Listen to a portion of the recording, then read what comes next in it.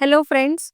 Welcome to the series of Womb to World Pregnancy Week by Week.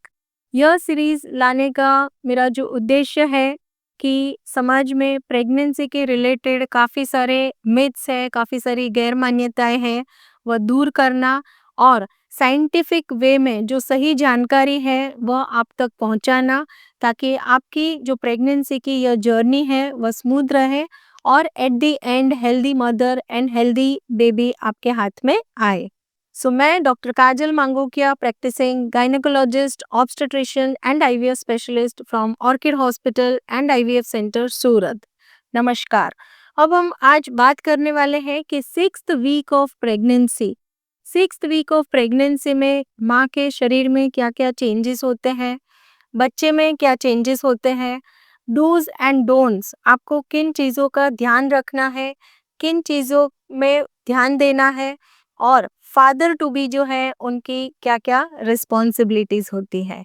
सो आइए अब बात करते हैं कि मदर के बॉडी में जैसे आपका यूरिन प्रेगनेंसी टेस्ट पॉजिटिव आ गया है, या तो आपने अपने गायनेकोलॉजिस्ट के पास जाकर प्रेगनेंसी कंफर्मेशन करवा दिया है, और अभी जो सिक्स्थ वीक शुरू होता है वैसे ही माँ के शरीर में फॉर एग्जाम्पल वॉमिटिंग जो है, हर पेशेंट की तासीर अलग अलग होती है, लेकिन जो फर्स्ट इनिशियल सिम्टम होता है प्रेगनेंसी का, दैट इज आपको थकान महसूस होती है। और यह थकान के पीछे रीज़न एक ही है कि आपका जो प्रेगनेंसी का हार्मोन है, that is a beta HCG hormone and progesterone, इस दोनों की वजह से आपको सुस्ती लगती है, थकान लगती है, थोड़ा चलते हैं थक जाते हैं, जी मचलाता है, नौशिया शुरू हो जाता है, काफ़ी बार पेशेंट को वॉमिटिंग भी हो सकती है।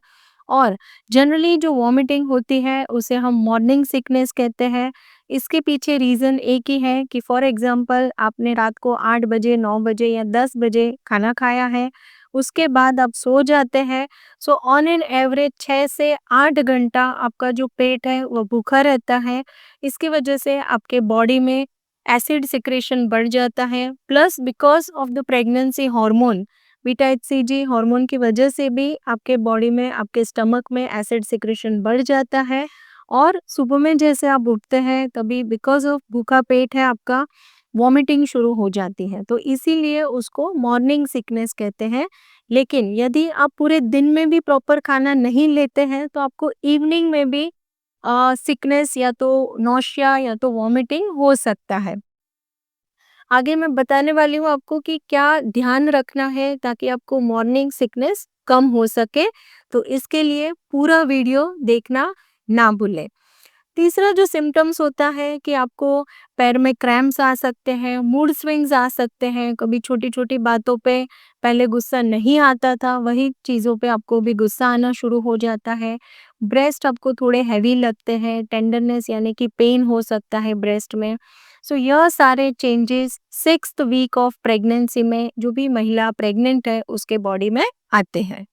दूसरा कि अभी जो बच्चा है, जो यूट्रस के अंदर डेवलप हो रहा है, तो बच्चे के अंदर क्या-क्या चेंजेस आते हैं। सो अभी तक जैसे मेरा लास्ट वीडियो जो था फिफ्थ वीक ऑफ प्रेगनेंसी, जिसमें मैंने चेंजेस आपको बताए थे।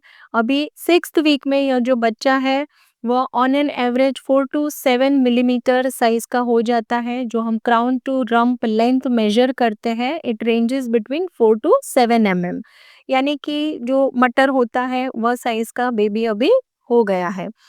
बेबी के अभी जो ऑर्गन्स वगैरह हैं वो डेवलपमेंट स्टार्ट होता है। Sixth week to eighth week के बीच में बच्चे की हार्ट बीट शुरू हो जाती है। इनिशियली जो हार्ट बीट है वह 100-110 रहती है, धीरे धीरे वह एवरेज जो है दैट इज़ 140 टू 160 तक पहुंच जाती है। बच्चे के जो ऑर्गन्स है उसमें basically head, nose, ears, eyes, इसका डेवलपमेंट स्टार्ट हो जाता है। और साथ में ही उसके जो लिम्स है यानी कि हाथ के और पैर के जो बर्ड्स हम बोलते हैं वह डेवलपमेंट शुरू होता है। उसके साथ साथ प्लेसेंटा, अम्बिलिकल कॉर्ड, यह सारी चीज़ों का डेवलपमेंट शुरू होता है। आगे हम बात करते हैं कि जो महिला प्रेग्नेंट है, सिक्स वीक चल रहा है, उनको किन चीज़ों का खास तौर पे ध्यान रखना है और कौन सी चीज़ें अवॉइड करनी है। सो स्पेसिफिकली आपका जो प्रेगनेंसी का जो समय है, उसमें आपको जो न्यूट्रिएंट्स जो फूड है आपका, तो हेल्दी फूड हैबिट्स आपको फॉलो करना है। जैसे अभी मौसम चल रहा है, गर्मी का मौसम है, तो you have to have drink at least 2.5 to 3 litres of water. जो सीज़नल फ्रूट्स अभी मार्केट में अवेलेबल है, वाटरमेलन है, मस्क मेलन है, यह सारे फ्रूट्स का आप सेवन कर सकते हैं। इवन कोकोनट वाटर भी आप ले सकते हैं। इसके साथ-साथ जो मल्टीविटामिन्स वगैरह आपको दिया है, उसका सेवन करना है। नींद आपकी जो है वो अच्छे से लेनी है। एटलीस्ट दोपहर में आपको 1 डेढ़ घंटा या 2 घंटे का रेस्ट करना है, या तो नींद ले सकते हैं। और रात में मिनिमम 6 टू 8 आवर्स की साउंड स्लीप लेना बहुत ही आवश्यक होता है। जहाँ तक हो सके जंक फूड आपको स्ट्रिक्टली अवॉइड करना है, क्योंकि फूड पॉइज़निंग वगैरह का भी रिस्क हो सकता है। इन केस फूड पॉइज़निंग होता है तो उसमें भी आपको वॉमिटिंग, डायरिया वगैरह हो सकता है। प्लस जैसे प्रेगनेंसी के शुरुआत के जो समय होता है, उसमें भी जैसे मैंने समझाया मॉर्निंग सिकनेस, तो उसमें भी नौसिया वॉमिटिंग हो सकता है। और काफ़ी बार हम देखते हैं कि जो पेशेंट हैं उनको फूड पॉइज़निंग हुआ है, उस वजह से भी उनके बॉडी में जैसे ब्लड प्रेशर कम हो जाता है, फ्लूइड कम हो जाता है, इलेक्ट्रोलाइट इम्बैलेंस होता है और बड़ी दुविधा में भी आ सकते हैं। इवन जो पेशेंट है साइकोलॉजिकली कभी-कभी हम देखते हैं कि पेशेंट जैसे ही प्रेगनेंसी कंसीव होता है, तो थोड़े-थोड़े नौसिया वॉमिटिंग स्टार्ट हो जाता है। लेकिन फ्रेंड्स, यहाँ पे आपको एक चीज़ का ध्यान रखना है कि यदि आपका नौसिया वॉमिटिंग बहुत ज़्यादा है, वॉमिटिंग इस दौर तक पहुँच जाती है कि आपका कुछ भी खाया हुआ टिकता नहीं है, या तो इवन एक बूंद पानी भी, जैसे आपने एक घुट पानी लिया, वह भी अगर नहीं टिक रहा है और 24 आवर्स या तो 12 आवर्स टू 24 आवर्स का समय बीत चुका है, तो friends, this is a dire emergency कि आप इमीडिएटली अपने कंसल्टेंट गायनेकोलॉजिस्ट के पास जाकर चेकअप करवाइए।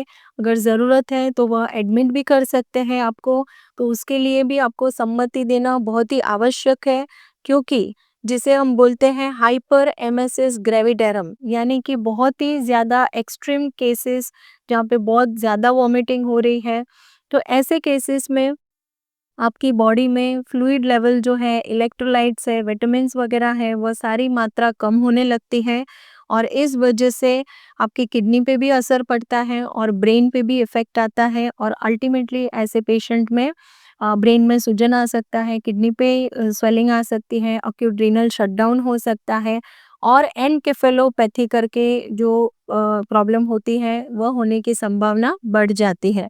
तो फ्रेंड्स, इवन आपके नियर डियर में भी कोई है जिनको बहुत ज़्यादा वॉमिटिंग हो रही है, तो आप इतना उनको गाइड कर सकते हैं कि अपने डॉक्टर के पास जाकर इमीडिएटली अपना चेकअप करवा के जाँच करवा लें। सो यह बहुत ही इम्पोर्टेंट मैसेज इस वीडियो के द्वारा मुझे देना था। आगे हम बढ़ते हैं कि और कौन-सी चीज़ का ध्यान रखना है। जैसे मैंने बताया कि आपको हाइड्रेटेड रहना है, नींद अच्छी लेनी है।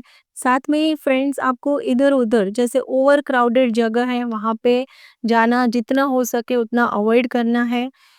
शुगर केन जूस, जैसे काफ़ी हम देखते हैं कि समर सीज़न में काफ़ी लोग शुगर केन जूस या तो आउटसाइड पानी पूरी या ऐसे सब का सेवन कर लेते हैं।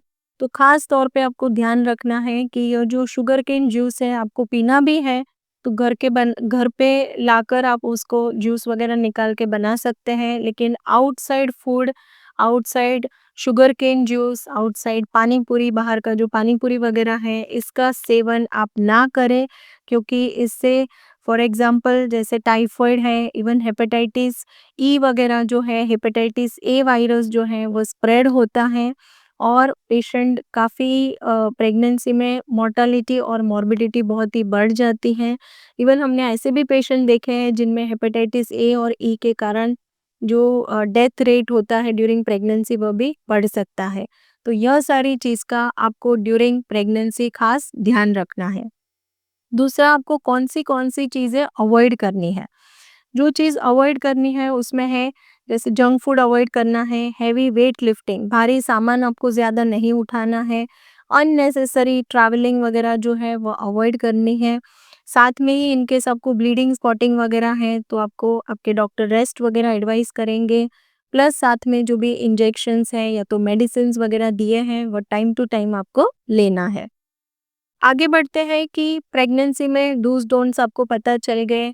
अभी कौन से रिपोर्ट्स आपके ड्यूरिंग प्रेगनेंसी करवाने होते हैं। तो जैसे मेरे 5th वीक वाला जो वीडियो है, उसमें मैंने डिटेल में आपको समझाया है कि कौन से बेसिक रिपोर्ट्स, जैसे सीबीसी हो गया, थायरॉइड है, शुगर टेस्ट है, एचबी इलेक्ट्रोफोरेसिस है, यूरिन टेस्ट, ब्लड ग्रुप। बहुत ही इम्पोर्टेंट होता है ब्लड ग्रुप, क्योंकि यदि कोई महिला है जिनका ब्लड ग्रुप नेगेटिव है और हस्बैंड का ब्लड ग्रुप पॉजिटिव है, तो इसे हम आरएच इनकम्पेटिबिलिटी या तो आरएच नेगेटिव मदर्स जो होते हैं, उनमें आईसीटी करके, यानी कि इनडायरेक्ट कुम्स टेस्ट करके टेस्ट किया जाता है और वह टेस्ट नेगेटिव आना चाहिए। So this is again very important, because future में या प्रेगनेंसी में प्रॉब्लम आ सकती है, बच्चे में भी, because of Rh negative mother and positive father there are few complications जो हम आगे के वीडियो में भी विस्तारित रूप से डिस्कस करेंगे। अभी जो फादर टू बी है, उनके क्या क्या रिस्पॉन्सिबिलिटीज है। तो फादर टू बी जो है, जैसे मैंने बताया कि महिला जो है 6th वीक एंटर करती है, थोड़े थोड़े नौशिया, वॉमिटिंग, मूड स्विंग्स वगैरह होते हैं। कभी कभी उनका बनाया हुआ खाना उनको पसंद नहीं आता है, तो आप वहाँ पे उसको हेल्प कर सकते हैं। दूसरा, बहुत ज़्यादा उनको नौशिया वॉमिटिंग है, तो फॉर एग्ज़ाम्पल जैसे हम पेशेंट को गाइड करते हैं कि आप अपने बेडरूम में, बेड के बाजू में, जैसे मोनाको बिस्किट्स हो गए या तो ड्राई टोस्ट वगैरह है, ऐसा रखिए। जैसे आपके वाइफ सुबह में उठ रहे हैं, तो उसके पहले वहाँ पे आप रख दीजिए, ताकि वह जैसे ही उठेंगे तो पहले मे बी 1 और 2 मोनाको बिस्किट्स ले सकते हैं या तो ड्राई टोस्ट ले सकते हैं, ताकि उनका जो मॉर्निंग सिकनेस है, नौशिया वॉमिटिंग है, वो कम हो सकता है। दूसरा, उनको पानी के लिए आप याद दिला सकते हैं कि वाटर इनटेक अच्छा लेना है उनको, और स्मॉल फ्रीक्वेंट मील्स, यानी एवरी 2 टू 3 आवर्स उनको छोटे-छोटे मील्स लेने हैं और फ्रीक्वेंसी ज़्यादा रखनी है। सो यह भी आप उनको याद दिला सकते हैं, उनको हेल्प कर सकते हैं कि 2 टू 3 आवर्स में आपको थोड़ा-थोड़ा फूड इनटेक करना है। सो फादर्स टू बी के लिए 6th वीक ऑफ प्रेगनेंसी में इतना ही है, प्लस उनको जी मचलाता है, कभी बाहर घूमने की इच्छा हो जाती है, तो थोड़ा टहलने के लिए भी आप उनको लेके जा सकते हैं। Change of place, change of place आप करवा सकते हैं। So I think 6th week of pregnancy में फादर टू बी की सारे रिस्पॉन्सिबिलिटीज़, जैसे मैंने बताया, वह हिसाब से फॉलो करने हैं। और यदि आपके कोई भी क्वेरीज हैं, क्वेश्चंस हैं, तो आप ज़रूर से कमेंट बॉक्स में लिख दीजिए, ताकि हम जल्दी आपके क्वेश्चन सॉल्व कर सकें। और आपके नियर डियर में कोई भी महिला है जो प्रेग्नेंट है, जस्ट उनको गुड न्यूज़ पता चले हैं और आपको भी पता चला है कि she is pregnant, don't forget to share this video to them. Thank you.